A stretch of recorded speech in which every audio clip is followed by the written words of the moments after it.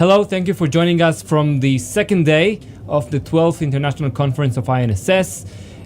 Following the panel about Syria and basically the Iranian intervention in Syria and the international reactions from here and there, with us Philip Smyth, which is a Sore Fellow at the Washington Institute for Near East Policy. Thank you for joining us. Thank you for having me.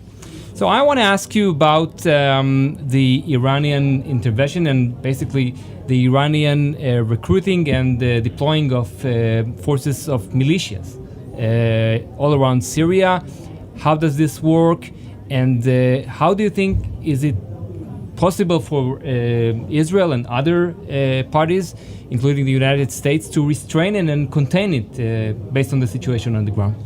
Okay, I'm going to start off with how the Iranians are building this, and that's a whole story unto itself. What they've done is they've tried to craft different organizations that are based along their Hezbollah model, which we know from Lebanon. So there's often a social section, a military section. They try to get involved in local politics. Not all of them do that, but the vast majority do. And so a lot of these groups, when they were trying to look for recruits, they would go to Iraq, they would go within the Afghan refugee community in Iran.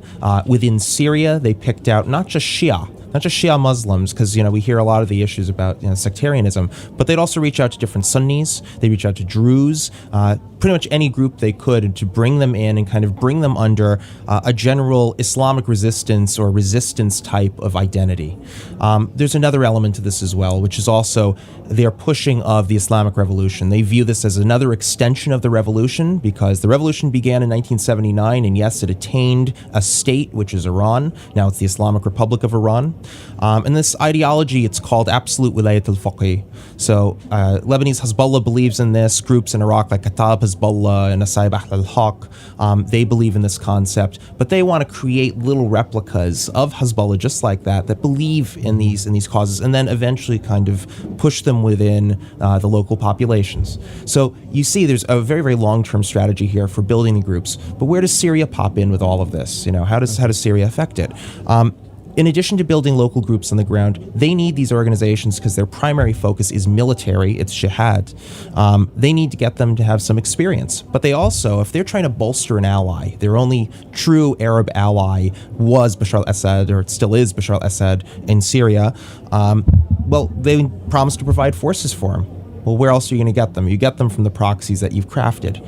And thinking about that long-term strategy, that's what they're saying. Okay, we can get them experience fighting these multitude of different groups, but that's not the end goal. I think a lot of people, especially in the United States, they think, they supplied foreign fighters and that's fine. They all go home and maybe some will leave. Who cares? Whatever. No, that long-term process that I was discussing before extends out to their enemies. Their main enemies still remain the State of Israel, still remain the United States, Saudi Arabia. And where do you think these forces are going to go in the future?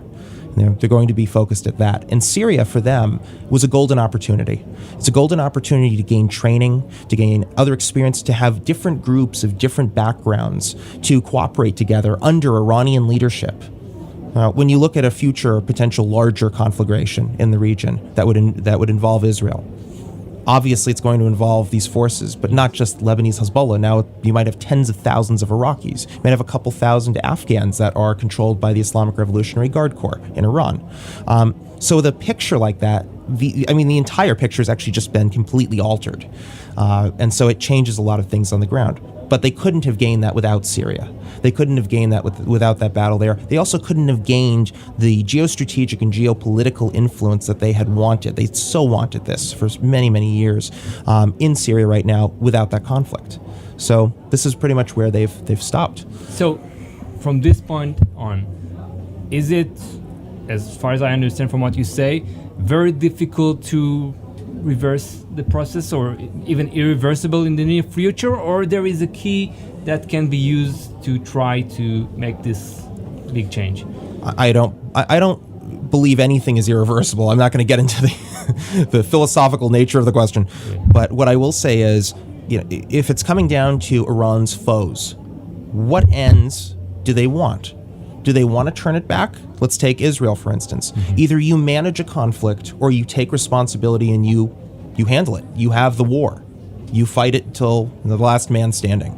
I don't know if that kind of attention is really, being focused like out of Jerusalem, like if they really want a conflict like that. I think Hezbollah and other groups, other Shia militia groups that the Iranians run coming out of Syria, they don't see an end of this. They're doing a slow process. They're very, very patient players. And I think right now, Israel technically has the high ground for a little bit. The question is, for how long do they have it? And I think that's really the only way one could actually reverse a process like this, because, unless you're going to take the bull by the horns, as they say, then it's just going to keep growing. And obviously, both Israel and both Iran expressed some kind of a will to avoid war. As you say it here, it's like the struggle between the wars. So, do you see this also from the other side? Do you think that Iran would do anything to avoid the heavy cost of a major war? For now.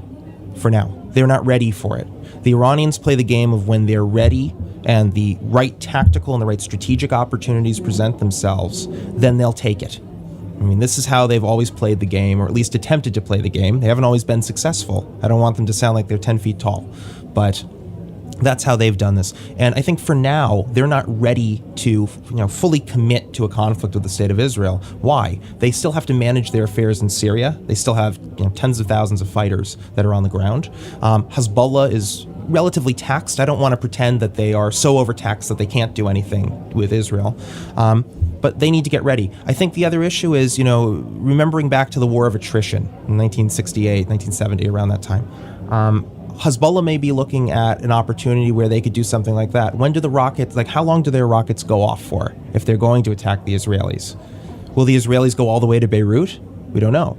But Hezbollah may try to manage it so that they can maintain the image that there's still the resistance against the Israelis using those tactics and maybe using more advanced weapons. And that's something that also worries me because, we, and myself included, we all kind of look for the future sexy conflict, the big war, this huge thing that's going to happen. And it might not necessarily do that. Nasrallah himself has come out, and he's said this a few times, that Israel's a spider's web. He loves using this reference. It looks strong and it's very sturdy, but if you just put your hands through it and you rip it apart, that's how it goes. Well, they've figured this out where, being in Tel Aviv for the first time in 15 years, the place is totally different. And the economy's booming. I'm seeing hipster people drinking their beers and doing their things.